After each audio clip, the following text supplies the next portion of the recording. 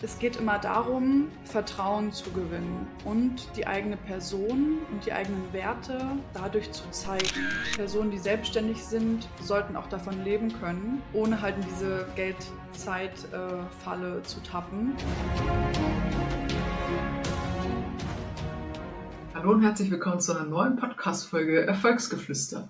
Heute geht es um das Thema Produkte. Wenn du selbstständig bist oder Unternehmer, Unternehmerin bist, dann wirst du auf jeden Fall Produkte oder Dienstleistungen haben, die du anbietest. Und doch viele Unternehmer und Unternehmerinnen starten in die Selbstständigkeit, ins Unternehmertum mit dem Ziel, Freiheit zu erreichen und finden sich dann nach einigen Monaten oder Jahren in ihrem selbstgebauten Hamsterrad wieder, tauschen Zeit gegen Geld, verbringen ganz viel Zeit damit, neue Kunden zu gewinnen, damit sie irgendwie überleben können. Und genau hier können Produkttreppen helfen. Produkttreppen, was das ist, besprechen wir gleich, können dir helfen, dich frei zu machen, davon ständig neue Kunden finden zu müssen. Und wie das Ganze geht, darüber spreche ich jetzt mit einer Experte zum Thema Produkte, und zwar mit Sophie Schenk. Schön, dass du da bist, Sophie. Michelle, freut mich, hier sein zu dürfen heute. Mich freut es auch, denn wir sprechen heute über ein Thema, was letztlich jeder Selbstständige, jeder Unternehmer hat, und zwar Produkte oder eine Dienstleistung. Aber bevor wir auf das Thema Produkttreppe kommen, was ja ein Stück weit auch Schwerpunkt von deinem Angebot ist, lass uns doch mal darüber reden, wie du denn zu deinen ersten Produkten kamst und was so deine ersten Berührungspunkte damit waren, mit Unternehmertum letztlich und Produkten. Ja, das ist eine lustige Geschichte. Ich hatte damals in der Schule begonnen, physische Produkte zu entwickeln. Und wie kam das dazu? Wir hatten natürlich eine Seminarfacharbeit, die wir abgeben mussten. Und mich hat irgendwie die Frage rumgetrieben, wie entstehen eigentlich Marken? Wie baue ich sie auf? Und wie kann ich sie auch halt groß machen? Und diese Frage hat dann in meinem Kopf rumgegeistert und dann habe ich das auch in meiner Familie irgendwie erzählt und was soll ich machen? Und meine Familie hatte damals ein Spirituosenunternehmen geleitet in Altenburg und mein Vater hatte dann gesagt, bevor du jetzt hier ein theoretisches Produkt auf dem Blatt entwickelst, komm doch einfach zu uns und versuch das doch einfach mal in der Firma Learning by Doing auszuprobieren. Und das war irgendwie eine Chance, die ich halt ergriffen habe. Was damit einherging, war mir noch nicht so bewusst zu dem Zeitpunkt. Aber das war eine Reise von ungefähr 4 Jahren, die mich wirklich krass entwickelt hat, auch gefordert hat, aber mir auch gezeigt hat, was ich daran liebe. Also ich war schon immer irgendwie so eine Marketerin und habe das nie wirklich verstanden. Ja, also es ging halt durch die ganze Reise, Zielgruppenanalyse, Marktanalyse, dann halt auch die genauen Erfordernisse im Labor. Ich habe im Labor die erste Rezeptur zusammengemischt mit den Destillateuren. Also ich habe den ganzen Weg erlebt, bis wir dann natürlich auch Marketing und Vertrieb machen mussten und war dann auf vielen Messen unterwegs, habe Promo gemacht und als wir dann die ersten Listungen hatten und es wirklich auf den Markt gehen sollte, kam leider die Insolvenz des Unternehmens, weshalb es dann leider geendet hat. Aber für mich war das einfach ein sehr großes Learning und ich bin heute sehr dankbar dafür, die Chance gehabt zu haben damals. Was war das denn für ein Produkt, was wir jetzt letztlich verpasst haben, weil es nicht mehr auf den Markt gekommen ist? Es war ein Mixgetränk, ein alkoholisches Mixgetränk und es war ein Wodka in der Dose. Also meine Idee dahinter war, da war ich vielleicht 17, 18, da hat man halt immer gemischt. Ne? Jugendliche haben dann immer so gemischt. Und ich dachte irgendwann so, was wäre, wenn man halt eine fertige Mischung hätte und das nicht immer in irgendwelchen Spätis kaufen muss, sondern wirklich eine fertige Dose hat mit einer Mischung, die einem wirklich schmeckt. Und dann haben wir halt einfach was ausprobiert und ich habe mich sehr viel mit lebensmitteltechnischen Themen befasst, wie auch Energy-Aromen, Geschmäcker, wie kann man das anders gestalten. Also sehr viel in den Themen drin gewesen, auch halt was Risiko angeht mit Alkohol, Alkoholpopsteuer. Da muss man schon einiges beachten und mir war und ist immer wichtig, die Produkte auch zu vertreten, die ich verkaufe. Und heutzutage würde ich halt auch sagen, Alkohol in der Produktentwicklung war interessant, um das kennenzulernen, aber würde ich jetzt heutzutage nicht mehr wirklich machen. weil ich einfach nicht mehr dahinter stehe. Ja, kann ich vollkommen verstehen. Habe ich selber auch zum Glück nie wirklich, bin ich da eingetaucht in diese Welt. Insofern kann ich das nachvollziehen. Und bei vielen ändert sich das ja auch, gerade wenn sie dann eben nicht mehr 19, 20 sind, sondern eben doch ein paar Jahre älter, dass das Thema Alkohol sich verändert. Deswegen lass uns doch über ein paar andere Produkte sprechen, hinter denen du heutzutage eben auch stehst. Du hast dich ja dann noch weiter mit Marketing beschäftigt, auch wenn der Produktlaunch nicht kam. Welche Produkte vertrittst du letztlich heute und was machst du genau? Mhm. Für mich war es eine große Veränderung von physischen Produkten in der Lebensmittelindustrie hin zu Dienstleistungen in der Beratungswelt. Und wie kam dieser Wechsel? Ich war dann selber, neben dem Studium habe ich Vertrieb gemacht, war in verschiedenen Unternehmen und bin dann in die Beratung gekommen. War in Berlin, in Frankfurt, in ein paar Beratungshäusern und habe mir das ein bisschen angeschaut. Und habe meine eigene Leidenschaft auch für diese Dienstleistung auch in Unternehmen gefunden und habe dann überlegt, so wie ich das hier in der Beratungswelt erlebe, macht das irgendwie nicht so viel Spaß. Ja, also das Miteinander war teilweise grenzwertig, die Arbeitszeiten. Und so kam ich dann halt wirklich in den Bereich Dienstleistungen und nicht physische Produkte und habe dann begonnen, Berater zu unterstützen, indem ich sie halt in Projekten tatkräftig unterstütze und habe dann aber gesehen, Mist, Berater als Geschäftsmodell ist so, dass du nicht wirklich Planbarkeit hast. Ja, also von Projekt zu Projekt und wenn dann mal ein Kunde wegfällt, hat man Angst vor dem Finanzamt, so ungefähr. Ähm, und dann habe ich gesagt, irgendwie muss das auch anders gehen. Also das ist doch nicht das, was man sich unter Freiheit vorstellt, wenn man sich selbstständig macht. Und habe dann angefangen, für Berater und Coaches Produkte zu entwickeln, die es ihnen ermöglicht, unabhängig davon zu sein, ob jetzt der nächste Headhunter mit einem Projekt um die Ecke kommt. Und so kamen wir dann zu dem Thema Online-Geschäftsmodelle und wie kann ich auch Produkttreppen bauen, für mich als Berater zum Beispiel, die mich unabhängig machen von diesem von Projekt zu Projektgeschäft und auch dieses Zeit gegen Geld beenden, weil das ist ein Hamsterrad, was man sich halt selber schafft. Auf jeden Fall, ja. Bevor wir einsteigen, wie man das denn jetzt letztlich schafft, eben sich davon frei zu machen, vielleicht mal ganz kurz die Frage, was ist denn eigentlich eine Produkttreppe? Denn ich bin mir sicher, hier hören ein paar Leute zu, die das Wort vielleicht schon mal gehört haben, aber dann gibt es ja auch andere Wörter, die jetzt vielleicht in diesen Bereich reinfallen, ob man jetzt irgendwie von Bundles spricht oder von irgendwelchen Einstiegsoffern bis hin zu den ganzen Retainer-Produkten und ähnlichem. Was ist denn eine Produkttreppe, um das mal abzugrenzen? Mhm. Gute Frage. Ich habe jetzt auch gemerkt, dass viele mit dem Begriff noch nicht so viel was anfangen können. Und deswegen ist es sehr gut, das hier mal erklären zu können. Ähm, Ich habe mich viel mit dem Thema beschäftigt und in dieser Marketingwelt da auch immer ganz viele Begriffe auf. Jeder hat dafür ein anderes Wort, Offer Suite oder Projektleiter, Produktleiter oder Produkttreppe. Am Ende ist eine Produkttreppe nichts anderes, außer dein eigenes Dienstleistungsangebot für Berater jetzt zum Beispiel, was logisch aufeinander aufbaut und verschiedene Arten von Angeboten verbindet. Also man kann es zum Beispiel in einen Low-Offer, einen Middle-Offer und einen High-Offer teilen. Ja, also das heißt, ich habe zum Beispiel ein Angebot, das ich als Berater, Kommunikationsberater zum Beispiel ein Paket von 4 Coachings an Unternehmen verkaufe.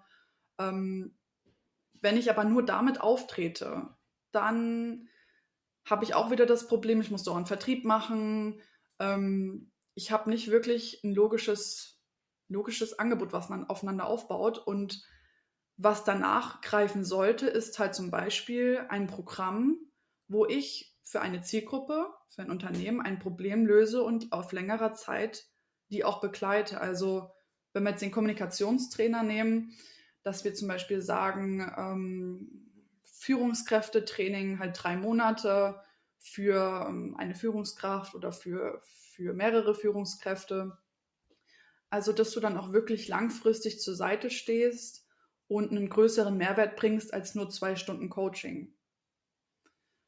Und was man auch unterscheiden sollte, sind die Prinzipien Do it yourself. done for you und done with you. Ne? Also, dass man zum Beispiel, wie viele einen Online-Shop, einen Online-Kurs hat, wo man sagt, hier kannst du es dir selber aneignen, dass man zum Beispiel Done With You einen Online-Kurs hat und Coaching-Sessions, die man mit anbietet. Also hier siehst du nicht nur, wie man Funnel baut, sondern ich helfe dir sogar dabei und bin ein Sparring-Partner. Und das Dritte, was man auch dabei beachten sollte, ist halt zum Beispiel Done For You. Dann sagt jemand, ich baue dir deine ganzen Funnel und du brauchst mir nur den Input geben.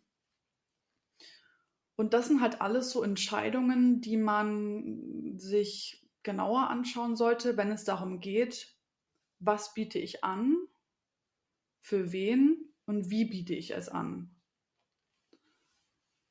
Und was viele halt auch vergessen ist, wenn ich kein Angebot habe, was aufeinander aufbaut, dann habe ich als Berater und Coach immer wirklich dieses Vertriebsthema. Und das ist für viele einfach ein ganz lästiges Thema, weil sie es immer wieder machen müssen und keine Systeme haben, die ihnen kontinuierlich auch Leads bringen oder neue Interessenten.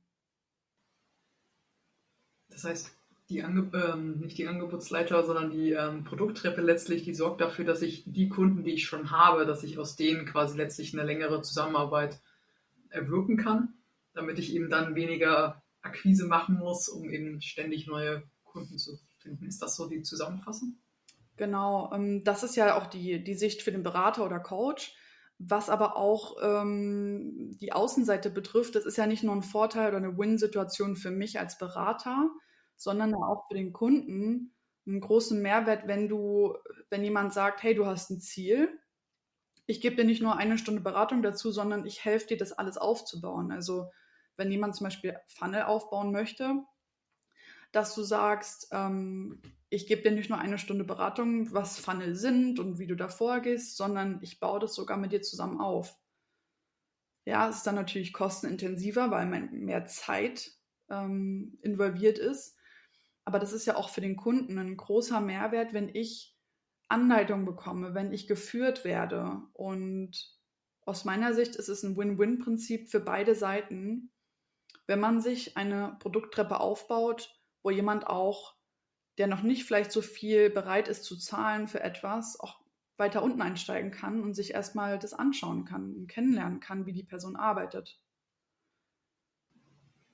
Wie kann denn so ein Kennenlernoffer jetzt aussehen, der aber letztlich trotzdem schon quasi dem Coach oder Dienstleister ein Stück weit eben einen zahlenden Kunden bringt? Bleiben wir gerne beim Beispiel des, was hattest du, Kommunikationsexperten? Es geht immer darum, Vertrauen zu gewinnen und die eigene Person und die eigenen Werte dadurch zu zeigen. Und es geht darum, Mehrwert zu geben. Also ich sage immer so schön, geben und nehmen beginnt mit geben. Und das ist ja auch eine Kenntnis, die in dieser ganzen Marketing-Bubble allbekannt ist.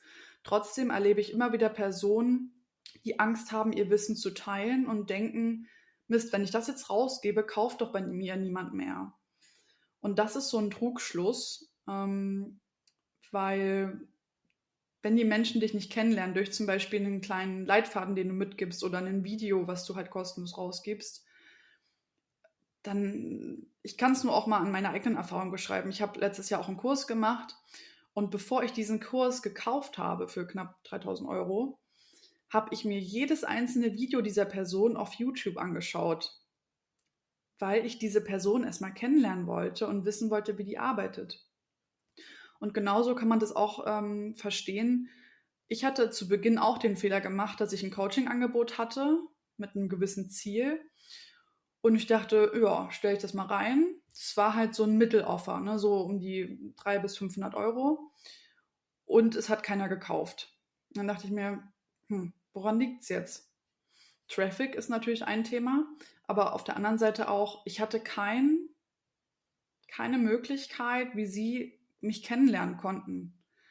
Und dann habe ich angefangen zu verstehen, Menschen brauchen kleinere Häppchen, um dir zu vertrauen und mal Kostproben, wie zum Beispiel einen Leitfaden, den du rausgibst, ein Video auf YouTube, was du einfach zur Verfügung stellst. Oder es gibt andere, die haben ganze Google Sheets mit Ressourcen, die sie zur Verfügung stellen. Und am Ende ist es dann so, ich habe mir auch schon viele Sachen angeschaut. Mache ich es am Ende alleine mit dem Wissen, was die Person freigibt? Vielleicht. Bin ich aber eher dazu geneigt, die Person einzubinden, wenn ich dieses Wissen brauche? Natürlich. Und das ist der Punkt, den viele dabei vergessen. Also für eine Kommunikationstrainerin, nehmen wir mal an, sie hilft zum Beispiel Führungskräften. Dann könnte ein kleines Einstiegsoffer sein, ein kleiner Minikurs, den sie irgendwie vergibt oder also den sie kostenlos rausgibt mit so 2, 3 Modulen für ein bestimmtes Thema. Das könnte eine einfache Checkliste sein, das könnte ein Mini-Workbook sein, das könnte auch zum Beispiel einfach mal so Telegram-Support sein für eine Woche oder so. Einfach so zum Kennenlernen der Person. Und da gibt es ganz viele Formate, die man ausprobieren kann für diese Low-Offer. Da muss man einfach schauen, was passt denn zu mir und was passt zu meinem Angebot. Und das sollte auch nicht nur bei einem Freebie oder einem Leadmagneten bleiben. Also fang vielleicht mal an mit einem Leadmagneten, der in die Produkttreppe den Einstieg erleichtert und dann bau immer mehr Leadmagneten auf, die Probleme lösen, so dass sie Interesse auf mehr bekommen. Auf jeden Fall. Ich glaube, das ist ja auch gerade so ein Thema, so ein Leadmagnet ist ja auch irgendwann quasi abgenutzt, wenn man so will. Also entweder ich habe mir das jetzt runtergeladen und durchgearbeitet oder ich sage halt, das Thema ist nicht interessant. Und deswegen muss halt einfach irgendwann was Neues kommen. Ob das jetzt ein paar Wochen oder ein paar Monate sind, hängt wahrscheinlich generell davon ab, wie sichtbar und aktiv jemand eben auf Social Media und ähnlichem ist. Aber genau, irgendwann braucht es frischen Wind. Und sei es manchmal ja auch nur eine kleine Veränderung, ne? Dass man das Ganze auf ein anderes Thema bezieht und daraufhin adaptiert, eine andere Case Study oder ähnliches. Ja. Super spannend. Das heißt, du begleitest quasi selbstständige Dienstleister oder eben auch Coaches dabei, genau diese Entscheidung zu treffen. Was ist denn jetzt mein Low-Ticket-Offer quasi? Was könnte ich als nächstes Produkt anbieten? Wie schaffe ich die Brücke quasi von ja, ein paar Euro oder for free hin zu eben ein paar Euro zu bringen und das Ganze zu steigern? Ist das so ein Stück weit das, was du in deiner täglichen Arbeit aktuell machst? Mhm. Wenn ich es auf den Punkt bringen würde, dann wäre es die Formulierung Expertenwissen oder dein Expertenwissen in Produkte bringen. Also Produktisieren von Wissen. Ähm, Das ist das, was ich ohnehin schon immer mache, auch wenn Leute gar nicht fragen. Das ist einfach eine Fähigkeit, eine Leidenschaft, wie auch immer, die da ist und was mir einfach Spaß macht, weil ich habe gewisse Denkweisen und Haltungen, dass ich halt auch der Meinung bin, Personen, die selbstständig sind, sollten auch davon leben können, ohne halt in diese Geldzeit-Falle zu tappen, weil dann macht es auch einfach keinen Spaß und ich möchte gerne auch Spaß haben bei dem, was ich tue. Und das geht nur, wenn ich halt auch diesen Stress reduzieren kann, der halt kommt, wenn ich nur von Projekt zu Projekt hetze oder halt keine wirkliche logische Treppe habe, wo Kunden sich auch zurechtfinden können. Und das ist für mich die Zukunft auch in der Selbstständigkeit. Digitale Geschäftsmodelle. Also ein konkretes Beispiel ist für einen Berater, baue ich gerade eine Online-Akademie auf für Trainings. Und das ist ja auch wieder eine Art, wie wir halt dafür sorgen, dass er nicht nur von den Projekten abhängig ist. Wir bauen noch ein anderes Produkt gerade auf, wo man zum Beispiel so einen Scan für dieses Thema, was er macht, buchen kann. Aber hauptsächlich fokussieren wir uns gerade auf die Akademie und die bauen wir größtenteils auch mit KI auf. Also es geht wirklich darum, sein Wissen so zu gestalten, dass der Wirkungskreis vervielfacht wird. Und das macht wirklich viel Spaß. Auf jeden Fall, ja. Begleitest du die Leute dann auch dahingehend, quasi letztlich das Ganze dann rauszubringen? Also Stichwort Marketing wieder, also nicht nur das Produkt, Produktentwicklung, sondern eben auch das Ganze wirklich tatsächlich zu vermarkten. Mhm. Es gibt auch da gewisse Grenzen, wo ich mich gerade einfach aufhalte. Und für mich ist die größte Stärke die Konzeptionierung und das Aufsetzen dieser Produkttreppe. Und was das Copywriting angeht und die Struktur auch der Texte oder auch Struktur von Landingpages, da kann ich auch gerne unterstützen. Ich baue selber meine Landingpages super gerne auf, nutze da gerne einfach auch Tools wie OnePage. Also da kannst du selbst schon innerhalb von einem Tag, wenigen Stunden eine ganze Seite aufsetzen. Das ist was, wo ich auch gerne noch unterstütze. Wenn es um das Technische geht, dann hören irgendwann auch die Fähigkeiten natürlich erstmal auf. Aber ich habe ein großes Netzwerk von Freelancern, mit denen ich dann auch zusammenarbeite, wenn irgendwo Grenzen erreicht werden, wo ich einfach zum Beispiel dann nicht mehr betreue. Aber das Konzeptionieren ist da schon die größte Stärke. Cool, ja. Ich glaube, manchmal haben die Leute dann ein ganz gutes Produkt irgendwann entwickelt, aber genau daran letztlich, ne, das Ganze dann rauszubringen, das ist dann so der Punkt, wo es dann noch hier da zumindest meistens ein bisschen länger dauert, als die meisten sich vorstellen. Würdest du sagen, dass das vor allem was mit den Vertriebsskills zu tun hat oder eben doch, dass die Produkte einfach, wenn sie noch nicht in dem Markt quasi vertestet worden sind, also eben die Response noch nicht da ist, weil der Traffic vielleicht zu niedrig ist, dass das Stück weit schon auch irgendwo an den Produkten immer noch liegen kann? Also es gibt immer so eine Phase quasi, wo man halt testen muss? Total. Also was ich lernen durfte im Marketing, geht es halt wirklich um Testen, Ausprobieren und wieder testen und die Dinge anwenden, die man gelernt hat. Und was ich oft sehe, was das Hindernis ist erstmal das fehlende Vertrauen in die eigenen Fähigkeiten. Also ich arbeite ja auch als Coach und ich bin da aktiv, wo viele gar nicht auch vermuten würden, dass sie da Unterstützung brauchen, nämlich indem das, was ich mache, ist wertvoll und das kann ich in etwas verpacken, um meinen Wirkungskreis zu erhöhen. Also die meisten kommen gar nicht mal zu dem Punkt. Ich hatte zuletzt auch zum Beispiel eine Ergotherapeutin und sie meinte auch, ich bin dieser Zeit-Geld-Falle und ich habe dann gesagt, was hast du für Wissen, was man wirklich in Form von Produkten vielleicht auch packen kann, was anderen Menschen hilft. Und sie hatte da eine ganz große Spezialisierung auch in zum Beispiel ADHS bei Kindern. Und dann haben wir halt auch geschaut, wie kann sie denn dieses Wissen verpacken?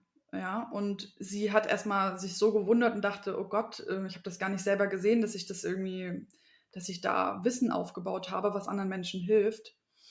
Also oft ist dieses Kenntnis gar nicht da und deswegen ist es gut, sich mal von außen eine Meinung zu holen, wo jemand sagt, hey, ich sehe die und die Fähigkeit bei dir und dieses Wissen, was du hast, ist wertvoll. Und das ist einer der ersten Hürden. Danach kommt natürlich auch die Hürde des Erstellens. Viele wie ich verlieren sich ja auch darin. Und da hilft es auch einfach mal, einen Sparring-Partner zu haben, der sagt, okay, bis wann hast du das fertig? Gut, ich schau mal drüber. Und der dritte Punkt, wo es oft scheitert, ist dann damit rauszugehen, also sichtbar zu werden und sich zu trauen, zu sagen, das ist mein Angebot und das teste ich jetzt. Ja, also was sagen jetzt die anderen dazu? Es kommt auch irgendwie komisch, wenn ich das mache. Probier es aus. Ja, wenn du es nicht rausbringst, kann es auch keiner kaufen. Ganz einfach. So ist es ja. Ich hatte neulich eine Vertriebstrainerin hier auch im Podcast und einen Satz, ich kriege den jetzt nicht mehr genauso wörtlich hin, aber sinngemäß war es dieses, jede Akquise ist besser als keine Akquise. Und das ist ja tatsächlich so, weil viele haben immer diese Phasen, wo sie sagen, irgendwie kommt nichts rein, ja, aber was hast du denn gemacht? Ja, eigentlich nichts. Ne? Und deswegen, genau, jede Form von Akquise ist besser als keine Akquise. Sehr schön. Du hattest gerade noch eine Sache, die ich unbedingt ansprechen wollte, weil das tatsächlich ein Thema ist, was mich selber sehr interessiert und sehr beschäftigt, und zwar das Thema KI. Und das ist auch so eine Sache, die ich jetzt nach und nach in den Podcast gerne mit aufnehme, da wo es passt thematisch. Bei dir passt es auf jeden Fall. Was genau machst du denn mit KI in deiner täglichen Arbeit? Also wie hilft dir KI dabei? Mhm. Sehr gute Frage. Ich beschäftige mich gerade sehr stark auch mit Tools, mit Vorgehensweisen, weil ich sie einfach auch brauche zur Optimierung für gewisse Prozesse. Ich erstelle ja auch Content für ein paar Berater und da ist man einfach heutzutage auch gezwungen, wenn man auch im Wettbewerb überleben möchte, auf diese Tools zurückzugreifen. Und was ich gemacht habe, ist zu schauen, welche Prozesse zum Beispiel im Content Marketing kann ich mit KI abbilden. Und was ich gelernt habe, ist, dass ich die Themen vorgebe und als Content Coach agiere und diesen Content aus meinen Klienten halt raushole. Also sie wissen oft nicht, worüber sie posten sollen. Ich habe dann mit ihnen eine Session, wo ich mit ihnen über die Themen rede. Die Themen werden aufgenommen und ich nehme halt wirklich ihren Wortlaut auf, weil ich möchte nicht irgendeine KI-generierte Interpretation davon. Es ist wie so ein Textbaustein, kannst du dir vorstellen, so ein Rohbaustein. Und den gebe ich dann halt in einen GPT, den ich selber erstellt habe. Und oft kommt dann ein gutes Ergebnis raus, manchmal auch nicht. Wird es dann verarbeitet mit der Tonalität des Beraters. Dafür musst du aber erstmal wissen, welche Tonalität hat dieser Mensch. Und zum Beispiel kannst du bestimmte Posts und Kommentare von ihm rausfiltern und die analysieren lassen von ChatGPT oder was auch immer. Und das sind dann die Informationen, die du reingibst, wenn du Content erstellst. Also das ist was ich wirklich anwende, auch super gerne. Wenn ich meinen eigenen Content erstelle, nehme ich Sprachnachrichten auf bei ChatGPT und sende das ab und er macht daraus einen Textpost. Und das ist für mich so einfach geworden, dass Content erstellen eine Sache von 10 Minuten ist, vielleicht am Tag. Ja. Und das Thema Posten, machst du das manuell oder ist das auch schon Teil des Ganzen, der Automatisierung? Also Posten mache ich schon noch manuell. Manche Sachen plane ich ein, wenn ich keine Zeit habe. Viele raten ja irgendwie ab davon einzuplanen. Bei meinen Kunden mache ich das halt auch, weil ich nicht jeden Tag dann diese Kapazitäten habe. Aber Content ist auch etwas Intuitives. Also Content entsteht ja auch intuitiv am Tag und ich versuche Content einfach festzuhalten, indem ich zum Beispiel einfach eine Sprachnachricht mache, ChatGPT sende und das in mein Content-Sheet reinbringe. Aber da gibt es natürlich auch viele Möglichkeiten, das alles zu automatisieren. Also wir sind gerade auch dabei zu schauen mit den Analytics und so, wie kann man das alles automatisieren. Mit Make kann man da gute Lösungen finden, wie man auch wirklich diese manuelle Arbeit da rausnimmt und sich auf diesen kreativen Prozess konzentrieren kann. Ja. Genau, vielleicht für all diejenigen, die es nicht wissen, was Make ist. Make und Zapier zum Beispiel, das sind so die zwei großen Automatisierungstools, mit denen man halt ganz viele Prozesse inzwischen sehr gut abbilden kann, ohne dass man eben da ist. Na, einmal aufgesetzt, dann gibt es einen Trigger und dann läuft das ganze Ding durch. Sehr zu empfehlen, ja, nutze ich auf jeden Fall auch. Cool, das war auf jeden Fall schon mal spannend, denn KI beschäftigt uns, glaube ich, alle und diejenigen, die sich noch nicht damit beschäftigen, werden es auf jeden Fall in Zukunft tun. Deswegen noch eine letzte Frage, nicht direkt zu KI, aber was sind denn so die größten Fehler, die ich machen kann, wenn ich ein Angebot erstellen will? Mhm. Die größten Fehler. Ähm, Bevor ich mit den größten Fehlern anfange, nochmal ein kleiner Tipp zu KI und der Frage, die gerade aufkam.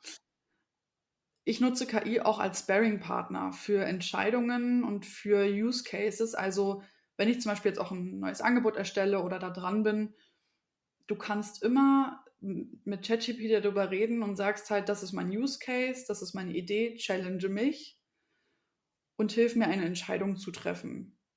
Also das nochmal als Tipp am Rande, auch mit der Angebotserstellung, nutze ihn als Sparring-Partner, wenn du gerade niemanden hast, der dich da unterstützen kann. Aber das Problem ist natürlich das Wissen. Auf welches Wissen greift er dann zurück? Und deswegen ist es schon gut, wenn man ChatGPT als Sparring-Partner nimmt, ersetzt aber auch nicht die Expertise von jemandem, der das tagtäglich macht. Und ich habe mich jetzt auch damit auseinandergesetzt, weil ich selber sehr viele Fehler gemacht habe. Und der größte Fehler, den ich gemacht habe bei der Angebotsgestaltung, war eine unklare Positionierung zu haben. Was das bedeutet, ich hatte zu Beginn meiner Selbstständigkeit einen riesengroßen Bauchladen an Leistungen und habe mich gewundert, warum es irgendwie nicht so richtig weitergeht oder warum ich nicht wachsen kann. Und ich hatte dann auch mit einem Mentor zusammengearbeitet, bei dem ich einen Kurs belegt hatte. Und der hat mir so die Augen geöffnet und halt gesagt, klar, es ist ja okay, wenn du viele Dinge gerne löst für deine Kunden, aber sie können das ja gar nicht einordnen, was du jetzt machst am Ende. Ja, du kannst ja Content Marketing machen oder Content Strategien, ähm, also Angebotserstellung. Aber für welches eine Thema möchtest du bekannt sein? Was ist das, was dir am meisten Spaß macht und was sich für dich so leicht anfühlt, dass es sich nicht anfühlt wie Arbeit? Und er hat dann auch gesagt, du musst diesen Bauchladen nicht cutten, aber du kannst ihn in der zweiten Stufe anbieten, wenn der Kunde für das erste Thema dich gefunden hat. Und das heißt jetzt zusammengefasst, löse ein Problem für eine Zielgruppe und nicht 1000 Probleme für eine Zielgruppe. Also das war der größte Fehler, den ich persönlich gemacht habe. Ein anderer Punkt bei der Angebotserstellung ist das Thema die Zielgruppe. Wir waren, ich und ein guter Partner von mir, wir waren auch in einem Coaching von einer Agentur, haben uns da einfach auch viel Wissen angeeignet und haben uns mal ihren Ansatz auch angeschaut. Und sie hatten halt diesen VSL, also Video Sales Letter Ansatz. Und was dort gemacht wurde, war halt einfach, ja, das sind jetzt hier so ein paar Zielgruppen, die sind gut, so Handwerker, Zahnarztpraxen, das sind gute Zielgruppen, macht mal für die ein Angebot. Und am Ende haben wir das dann alles getestet und es kam raus, hey, die Zielgruppe hat gar nicht das Problem, was wir dachten. Also Handwerker brauchen gerade irgendwie keine Aufträge, die sind voll. So. Und da haben wir auch dann gemerkt, ja, die Zielgruppe sollte schon gut recherchiert sein und auch die Zielgruppe muss verstanden werden. Also wenn man denkt, ich suche mir jetzt eine Zielgruppe aus, mache ein Angebot für die und los geht's, so läuft es nicht.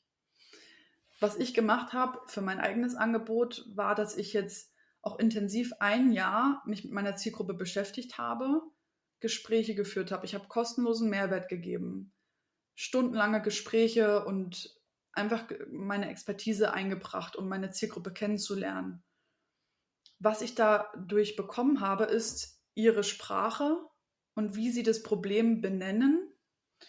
Und ich habe so viele Einblicke bekommen. Also mein Tipp an der Stelle, lerne deine Zielgruppe wirklich kennen, gib kostenlosen Mehrwert raus. Also nicht ins Grenzenlose, aber biete Mehrwert und diene. Das ist so das zweite große Learning, wenn es darum geht, wirklich gute Angebote zu erstellen. Sehr schön, ja. Da sind wir auch bei einem guten Stichwort. Jetzt ist natürlich die Frage, die aufkommt, die wahrscheinlich einige Zuhörerinnen und Zuhörer haben, und zwar, welchen kostenlosen Mehrwert gibst du denn raus, damit ich dein Angebot einfach mal kennenlernen kann? Wenn ich jetzt sage, ja, ich bin auch Dienstleister oder Coach und das Problem mit dem Bauchladen oder mit dem Zeit gegen Geld, das kenne ich, und Produkttreppen könnte ich mir auch mal anschauen. Was ich erstellt habe, ist einfach ein Dokument, was die größten Fehler der Angebotserstellung zeigt, die ich selber auch gemacht habe und einfach mal erklärt, zum Beispiel, warum brauchst du halt wirklich eine klare Positionierung für dein Angebot? Warum muss die Zielgruppe stimmen? Was sind auch geistige, also mentale Hindernisse dabei, die ich erstmal auflösen musste, damit ich zu meinem Angebot komme? Und diese Punkte habe ich in ein Dokument zusammengefasst, also 8 Punkte, die ich gelernt habe. Und aufbauend auf diesen 8 Punkten habe ich eine Checkliste erstellt, wo man einfach mal schauen kann, wo stehe ich gerade, wo man sich die Fragen stellen kann, die da stehen. Und das sind einfach zusammengefasst Fragen, die ich gerne vor 1,5 Jahren gehabt hätte zum Start. Und ja, wer sich das gerne einfach mal anschauen möchte, kann sich einfach melden. Genau, wir packen auf jeden Fall den Link dazu auch unter dieses Video. Insofern könnt ihr da einfach mal draufklicken, sowohl zu dem Freebie, nennen wir es mal so, als auch natürlich dann zu deiner Webseite und den Kontaktmöglichkeiten. Dann schon mal vielen Dank für den fachlichen Input, Sophie. Und damit kommen wir auch schon zu den Abschlussfragen. Du darfst noch ein paar Sätze vollenden, wie jeder andere Podcast-Gast hier bisher auch. Und wir fangen einfach mal an. Es gibt kein richtig und falsch, sondern einfach frei raus, was sich gut anhört oder gut anfühlt bei dir. Der erste Satz lautet, Persönlichkeitsentwicklung bedeutet für mich. Persönlichkeitsentwicklung bedeutet für mich radikal ehrlich zu sich zu sein und in Kontakt mit anderen Menschen und Gruppen zu gehen. Spannend, ja. Der zweite Satz lautet, Leben bedeutet für mich.